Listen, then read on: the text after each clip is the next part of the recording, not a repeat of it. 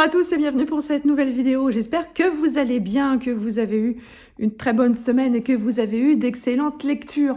Je reviens aujourd'hui pour une petite vidéo bonus. Sous les commentaires de la vidéo sur la FAQ des 1000 abonnés, certains d'entre vous avaient demandé à avoir une vidéo sur le tour de ma bibliothèque, ce qu'on appelle un bookshelf tour. Je me suis dit, tiens, pourquoi pas, ça peut être marrant, puis ça changera, ça changera des vidéos habituelles de Cthulhu, j'espère, voilà, pour éviter un petit peu le sentiment de lassitude de l'audience. Et puis voilà, c'est une petite vidéo qui change, et puis bah, peut-être que grâce à cette vidéo, vous me permettrez aussi de sortir certains livres de ma bibliothèque qui croupissent, hein, faut bien le dire, depuis un certain temps, et peut-être que vous me donnerez envie de les sortir assez prochainement. Du coup, on va y aller gaiement, et je vous retrouve tout de suite devant la bestiole. Alors, nous voici devant la bibliothèque, là devant la colonne des poches. Donc ici, on a deux tomes Clancy, le tome 1 et le tome 2 de Rainbow Six, un roman d'espionnage par excellence. Du Laurence Calaise, Le baiser de Jason, dont je vous avais déjà parlé lors d'une vidéo, Les oubliés de Booktube. Du Michael Crichton, du Tim Willocks avec Doglands. Une enquête de Marie Lester de Jean Feller. Là, on a le testament du chien. Je pense que cette saga fera partie d'un prochain numéro des oubliés de Booktube. Parce que franchement, c'est une saga policière, de roman policier, d'enquête policière, avec un personnage de Marie Lester qui n'a vraiment pas la langue dans sa poche. J'avais beaucoup aimé cette saga et je trouve qu'on n'en parle pas du tout sur Booktube et je trouve ça bien dommage. Ensuite, on a du roman d'aventure avec Atlantis et David Gibbons. On a une biographie, Mon histoire, de Hilary Rodham Clinton. De la SF avec Jérôme Camus et le tome 1 de Malorne. Jérôme Camus qui a écrit cette saga tout seul avant sa rencontre avec Nathalie Hugues. Un petit Marc Lévy, parce que le petit Marc Lévy qui fait, ça fait toujours plaisir d'avoir un petit Marc Lévy dans sa bibli. Voilà, c'est sympa le slogan, j'espère que la maison d'édition reprendra. Alors derrière, on a un petit Jules Verne, Le tour du monde en 80 jours, le tome 1 de l'amie prodigieuse d'Elena Ferrante, un Clive Cussler, c'est pareil, c'est du roman d'aventure. On a un café, un garçon s'il vous plaît, d'Agnès Abécassis. On a un petit recueil de nouvelles dont un collectif d'auteurs s'est réuni pour écrire des nouvelles sur les dons. Ensuite, qu'est-ce qu'on a? Je ne vois pas. Il fait trop noir. Qu'est-ce que c'est? Une casquette. Hop. Ah oui, une petite nouvelle de Marcus Malte Canis. Marcus Malte aussi, un auteur de romans noirs extrêmement sous-coté sur Booktube. Un très joli roman, un autre roman de la saga Marie Lester derrière. On a un recueil très à table également. Sophie Aubard, pas de deux.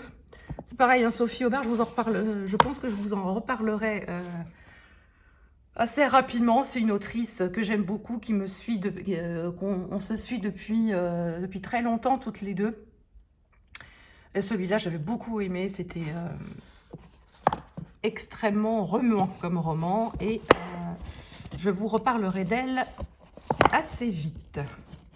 C'est pas facile de ranger tout ça avec une seule main, mais je vais y arriver. Hop.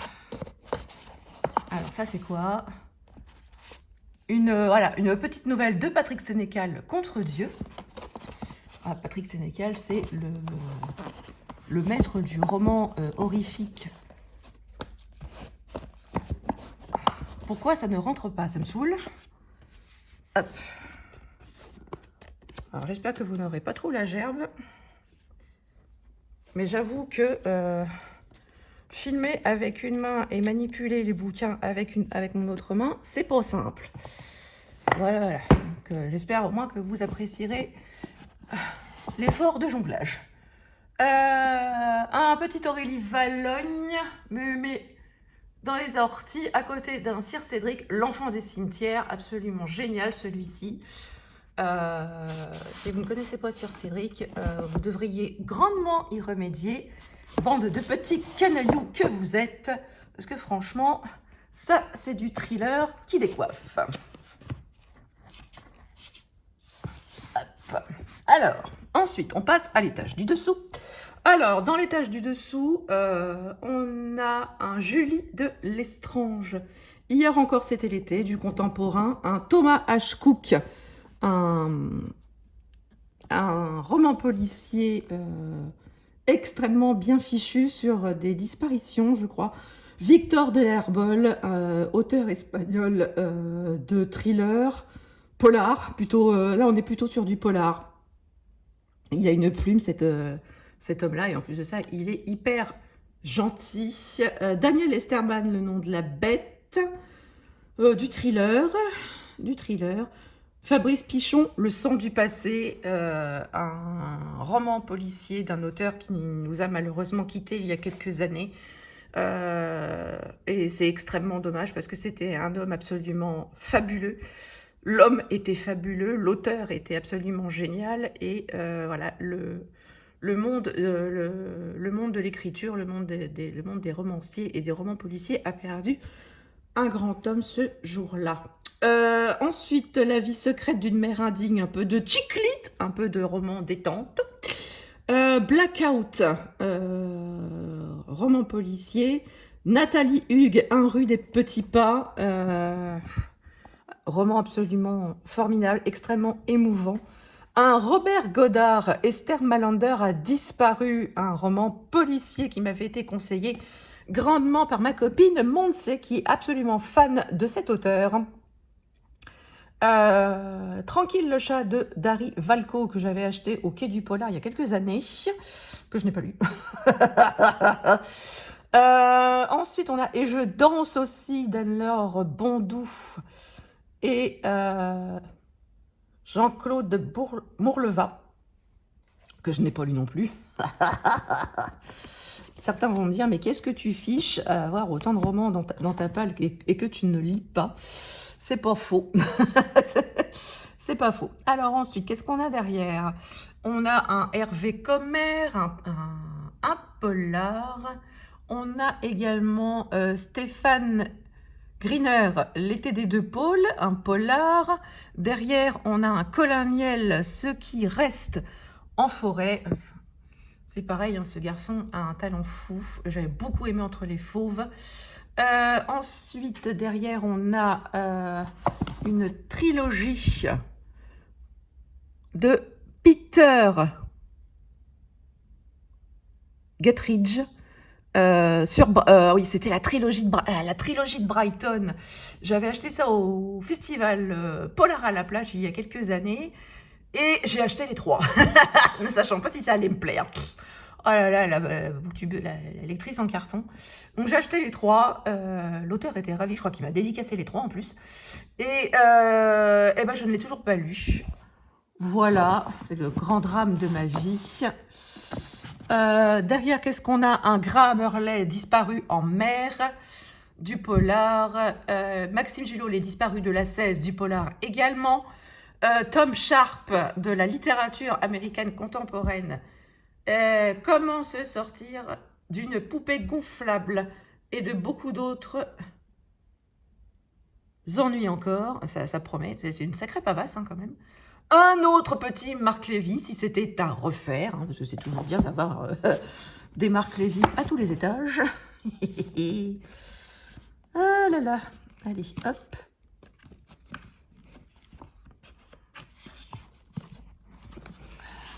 Zouf. Alors ensuite, ici, nous avons Stephen King, Roadmaster. Nous avons un Douglas Preston et Lincoln Child, le violon du diable. C'est un des épisodes avec l'inspecteur Pendergast. Sophie Kinsella, mini accro du shopping, la saga accro du shopping qui a eu un énorme succès il y a quelques années. Ainsi fut-il de Hervé Sarr, qui est un épisode de l'Embaumeur, de la saga l'Embaumeur. Le crépuscule des dieux, des gueux, toujours d'Hervé Sarr. Mais ça, c'est pas dans la série de l'Embaumeur, c'est un roman écrit par Hervé Sarr dans aucune collection. Vienne la nuit, sonne l'heure de Jean-Luc Bizien, qui fait partie de sa saga sur le Paris pendant l'exposition universelle. C'est sorti il y a 14 ans. Sachez que la série ressort aux éditions L'Archipel incessamment sous peu, avec un nouveau titre, L'Aliéniste. Le tome 1 va sortir, ou est déjà sorti. Jetez-vous sur cette saga, c'était vraiment génial. Patrick Graham, l'Apocalypse selon Marie, qui est la suite de l'Évangile selon Satan. Alors c'est pareil, Patrick Graham, c'est un auteur qui n'écrit plus maintenant, mais ces deux romans-là, l'Évangile selon Satan, c'est pour moi un incontournable, un classique du thriller avec un grand T. J'ai adoré ce roman, et celui-ci, c'est la suite avec le personnage de Marie que l'on avait trouvé dans l'Évangile selon Satan. C'était vraiment absolument génial. Ensuite, un Catherine Pancol, Les écureuils de Central Park sont tristes le lundi. Une petite nouvelle de Giacometti et Raven nominé, et toujours le petit Marc Lévy de l'étagère qui va bien. Derrière, on a un Agnès Abécassis, To Be Born to Be. Alors ça, c'est pareil, hein, c'est vraiment des romans détente. C'est de la comédie. Hein, je suis Agnès Abécassis depuis très très très longtemps. Ensuite, on a Carnage à côté, la petite nouvelle de Maxime Chatham. Le dernier Caton de Mathilde Asensi, un thriller historique. À côté, Jean-Christophe Porte avec L'affaire de l'homme sans tête, je crois que c'est le premier roman de sa saga. Un autre Agnès Abécassis, Le tendre baiser du tyrannosaure. Crotte.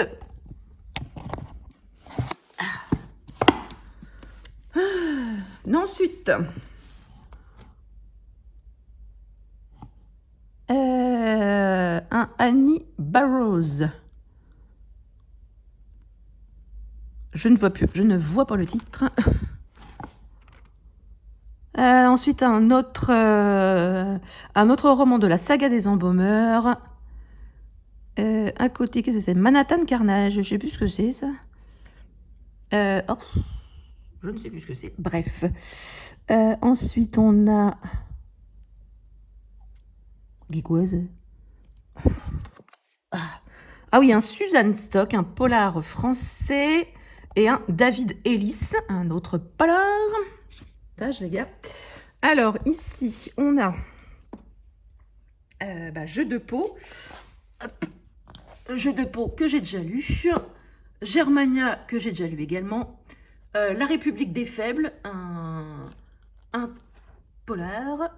Et Victime 2117 de Jussi Adler-Olsen, qu'il va falloir que je lise.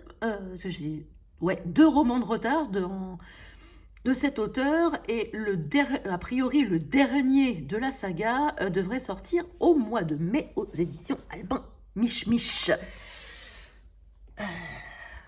communément appelé Albin Michel.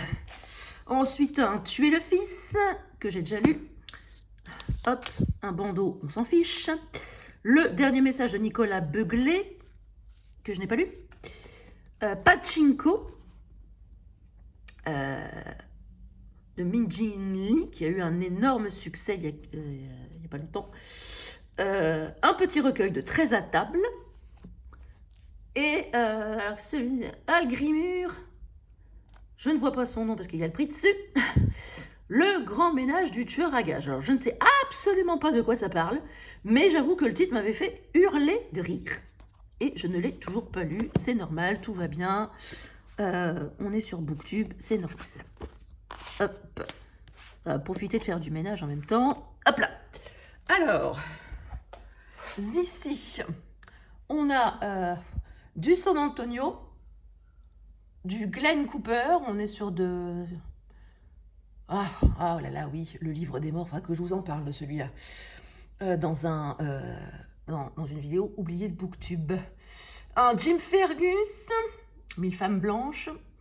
Un Gordon Zola, c'est pas sorcier Harry. Alors ici, on est dans de la parodie. Dans de la parodie de romans à succès. Là, ici, on a un Michel Bussy, Un avion sans ailes. Train d'enfer pour Ange Rouge de Franck Tillier, que j'ai lu, bien évidemment, mais que j'ai gardé parce que c'est un des Franck Tillier que j'ai beaucoup aimé. Gilbert Sinoué, un roman historique, Le souffle du jasmin. Nymphéen noir de Michel Bussy. Ensuite, ici, on a un recueil de nouvelles, un autre Jim Fergus. Et ici, on a un roman de chiclite, ce qu'on appelle de la chiclite. Alors, derrière, on a un Christian Jacques avec un Patricia Cornwell derrière. On a un autre roman, Un havre de paix. Alors, derrière, on a également un Sir Cédric, un Catherine Pancol, un autre... La Chambre des Morts, mon premier Tillier. Ça, c'est pareil, hein, je le garde précieusement parce que c'est le roman qui m'a fait découvrir Franck Tillier. Et oh là là, quelle claque qu'a été La Chambre des Morts, nom d'un chien. Caril Ferré avec Utu. Une autre enquête de Marie Lester et la trilogie Le Clan des Autori de Liliane Hearn, que je n'ai jamais lu et que j'ai toujours eu envie de lire. Alors ici, on a La mangeuse de guêpes, le tome 1 de Silo, La voix des rois, le tome 2 des archives de Rochard, et Celui qui n'était pas un meurtrier, que j'avais acheté suite à l'avis de Séverine sur une de ses vidéos. Ici, on a du polar français, un Samuel Delage, un Chanel Melville qui concilie un peu l'horrifique et le policier, un Marek Alter, Les mystères de Jérusalem, Pat Minesi, un polar, Irradié, un recueil de nouvelles, Tatiana de Ronet, elle s'appelait Sarah, Tom Rob Smith, Enfant 44, génial, faudrait que je le relise. Seras-tu là de Guillaume Musso, Hannibal de Thomas Harris, Jean-Luc Bizien, La main de gloire, qui est un roman de la saga dont je vous parlais tout à l'heure. Deux mots de Tabachnik, du Tillier encore derrière. Barbara Constantine, Amélie sans mélo. C'est du contemporain, mais c'est vachement bien. Je vous en parlerai dans un oublié de Booktube. Un petit Marc Lévy, hein, le fameux Marc Lévy de l'étagère. Hein, on ne l'avait pas encore vu, celui-ci. Du Stephen King, de l'horrifique, là derrière. Du Peter May, Le silence des agneaux. Les visages de Dieu, de Maloc. Pareil, hein, c'est un auteur que j'aime beaucoup aussi et dont on parle très très peu.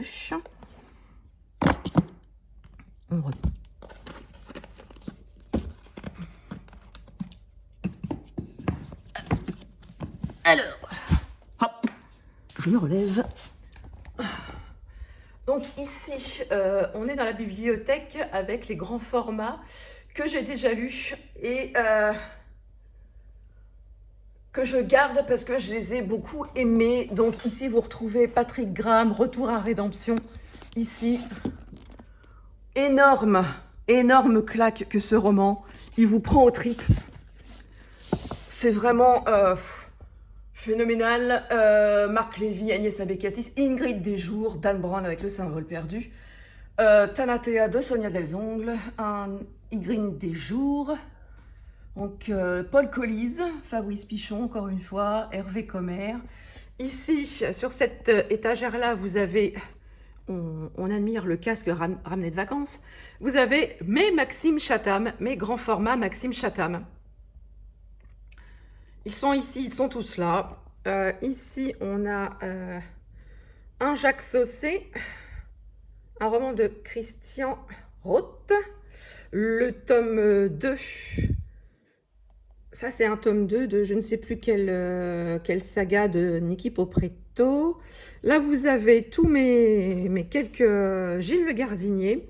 Ici, vous avez la trilogie des Maîtres enlumineurs, avec le tome 3 qui est ici et que je n'ai toujours pas lu. Alors, ici, on va passer au grand format que j'ai. J'en ai lu certains, pas tous. Ici, vous avez une très belle collection de Christian Jacques, dont certains sont encore sous blister. Un Jean-Louis Fedgen, de la fantaisie. Les chroniques des elfes. Ici, Le monde de Narnia. Encore un Christian Jacques. Un Steve Berry. La suite de la saga de Jean-Christophe Porte. Le Zozio de mauvais augure de Camilla Lackberg. Mireille Calmel, Le lit d'Aliénor, le plus vieux roman de ma bibliothèque qui est toujours sous blister et qui a subi 2 déménagements. Un René Manzor, Les âmes rivales, de Christian Jacques. Alors, excuse-moi, j'ai le Mandalorien qui me gêne. Hop là. Un Michael Olivier, un polar, L'empreinte sanglante, qui est un recueil de nouvelles policières. Il en tremble, hein, le pauvre. Le deuxième homme d'Hervé Comer, un roman policier. Wonderland Z de Jean-Luc Bizien, qui est du jeunesse. Autopsie de Patricia Cornwell, qui avait signé le grand retour de son héroïne Scarpetta il y a 2 ans, je crois bien. Hop, on remet la petite carte. Voilà. Un collectif Crime à la bibliothèque. Un road trip de Sébastien Gendron, qui est un polar. La femme à la fenêtre de Hadji Finn. Selfie, Fizz de Jussi Alderholtzen. Donc celui-là, je l'ai lu. La trahison des Jacobins.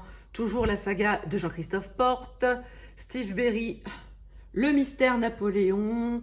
On a encore du polar et du thriller avec Jean-Marc Pitt, Usurpation, l'abbaye blanche de Laurent Malo.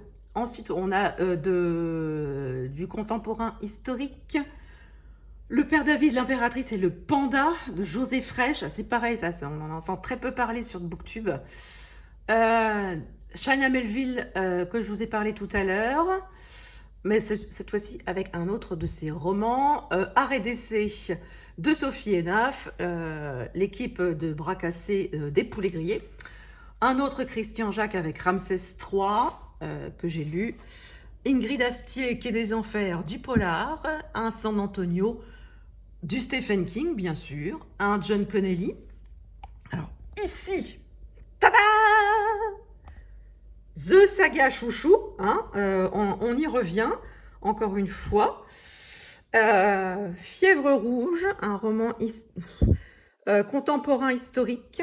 Ici, du contemporain, avec Une semaine avec mes frères, d'Agathe Colombier-Hochberg. Chez Les Escales, on a Dernier train pour Londres. Là, on a vraiment une petite collection des escales en contemporain. Jardin d'hiver de Michel Moati, La Bresse Brigade qui traîne ici, Memphis qui m'avait été offert par Steph de Pikitty, le tome 3 des Chroniques d'Hyperion, Ici, au-dessus, on a La mère et l'assassin, un thriller que je n'ai pas lu, hein, j'avoue que je colle les services presse un peu anarchiquement quand je les reçois. L'intrus, que je n'ai toujours pas lu. Écarlate sous la cendre, que je n'ai toujours pas lu, de chez Inception.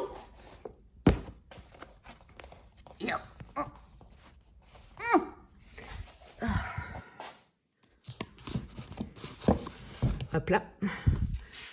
Ici, on l'emportera dans la tombe, hein, toujours de chez Inception. Pluie rose de chez Inception. Et je crois que la Brest Brigade a eu un malaise. Effectivement, elle a eu un malaise. Hop. Alors, là, pour les grands formats, je vous montre uniquement la première ligne.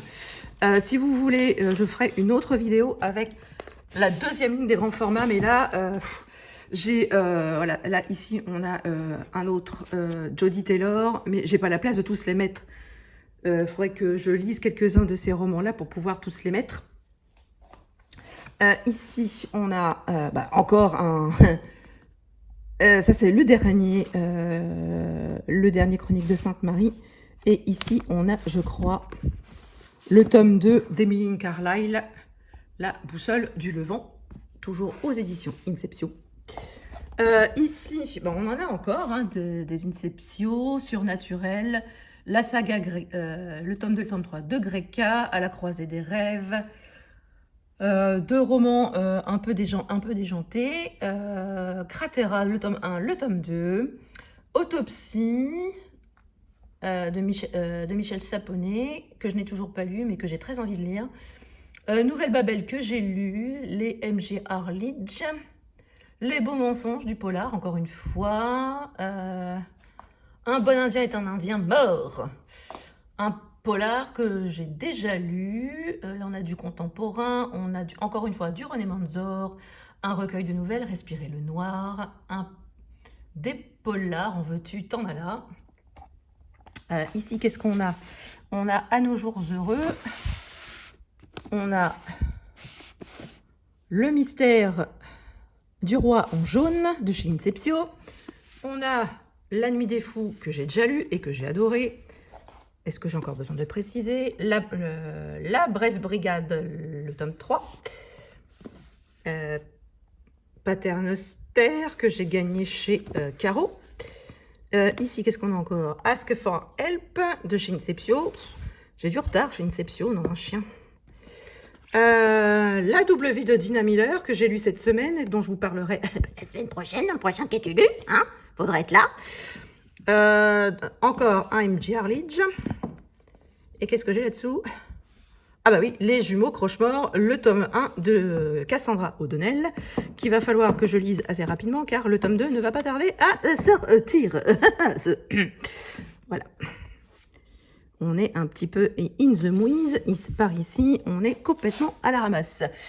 Ici, c'est des romans que j'ai empruntés à la bibliothèque. Donc, on a L'île de Yule et le temps des trahisons, que je vais lire prochainement.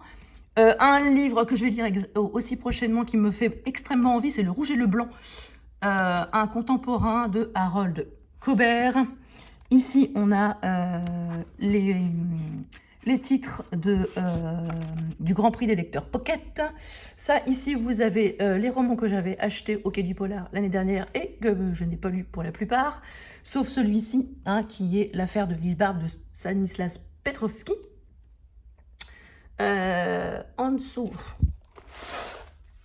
vous avez des romans que j'avais prévu de lire pour le Black November, hein, qui sont toujours là et que je n'ai toujours pas lu, hein, les haltères pour faire du sport. Voilà, voilà. Ici, vous avez le coin... comment dire, livre de recettes de cuisine, herboristerie, tout ça, tout ça. Voilà, ici vous avez encore quelques romans poches. Là, je vous laisse faire un petit focus hein, pour voir les... Ah, il y a du King hein, quand même. Ah bah oui, il y a du Denis Lehane, hein, Mystic River, que j'ai lu il y a fort longtemps et que j'ai gardé parce que beaucoup aimé, hein, forcément. Ici, on a encore quelques services presse. Une femme debout de Catherine Bardon. On a Place du Paradis, que j'ai très envie de lire et que je n'ai toujours pas lu. Alors ça c'est pareil, je l'avais demandé à la maison d'édition, ils ont la gentillesse de me l'envoyer, je ne l'ai toujours pas lu.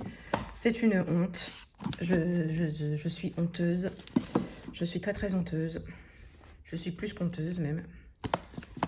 Ici aussi on a la saga de l'immeuble de la rue Cavendish. J'avais lu le tome 1 en lecture commune avec Estelle de la chaîne Petite Lectrice. Ici on a un Roland Portiche, roman historique et du contemporain avec avec Les jours heureux ne s'oublie pas et Hors d'atteinte de Frédéric Couder aux éditions Les Escales. Voilà. Donc voilà, cette vidéo est à présent terminée. J'espère qu'elle vous aura plu. Voilà, c'est la première fois que je fais un peu ce genre de vidéo, ce genre de concept. J'étais pas très à l'aise. N'hésitez pas à me dire en commentaire si ça vous a plu. N'hésitez pas aussi à me dire si vous avez vu des livres que vous estimez que je dois impérativement sortir de ma bibliothèque et lire en priorité.